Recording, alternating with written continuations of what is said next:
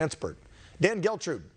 He's a CPA known as America's Accountant. He joins me now to talk about the new numbers just out today. Dan, last time you were on, we were talking about 40 years. That was several months ago. Now we got the latest numbers from 21, and now it's 41 years. Are we going to be talking about this, you and I, in 23 and say we're at a 42-year high? Is there end in sight to this Joe-flation? We probably will be talking about this, unfortunately, Dan. Don't say that.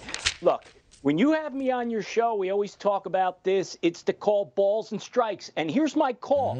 President Biden is throwing an absolute wild pitch when it comes to policies and how it's impacting inflation.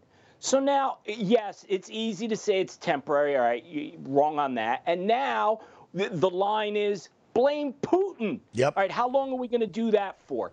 Look, here's the truth of the matter. The reason we're in this situation is because of bad policies, Dan. Until those policies change, yes, we're going to be talking about this for a while. And what are those bad policies?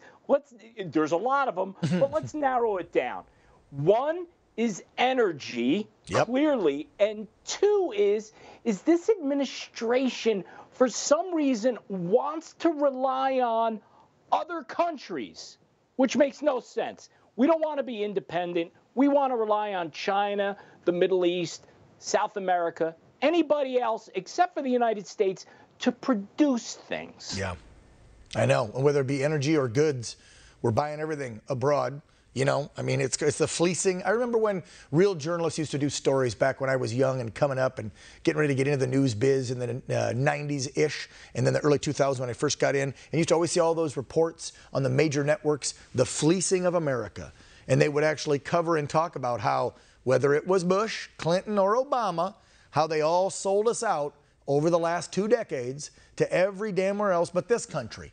And I'm sorry, if we brought things back home, one, we wouldn't have had the problem we had with all the COVID supplies, but two, we'd be able to build our way out of this potential recession, correct? But we're not. Everything's overseas. You're absolutely right, Dan. And you know what? Although this may be an economic discussion we're having here, there's much more to this. This is about our very freedom as a nation and as a people. Because in order for us to be truly free, we have to be self-reliant. It's a global economy, yes, but we have to be able to make things ourselves. So if we go back to the discussion about energy and products and saying, no, you guys do it, we'll just buy it from you no matter how much it costs. Look what's going on in China right now. They're in the midst of another lockdown. And because they're going through that because of COVID, what's going to happen? We're going to have less supply coming into the United States. Yes, and Dan, let me point out, Shanghai is one of the most multicultural, one of the, I'm pretty sure, highest populace of Western folks living there, meaning Americans. And, oh, by the way, headquarters for a lot of distribution centers and American and other European-based companies that do business there are in Shanghai. So you shut down 25 million people, you just screwed the supply chain for a bunch of countries again. Thanks, China. So the lesson here from America's Accountant, folks, as we wrap it up, is pretty simple. Until there's a red wave and policy has changed, which won't start till next year, you better tighten the purse strings because things are going to be really tight for the rest of this year. Right? Exactly right, Dan. Couldn't have said it better myself. Not the news I wanted. Not the news I wanted, Dan Geltrude, but we got to be honest with folks.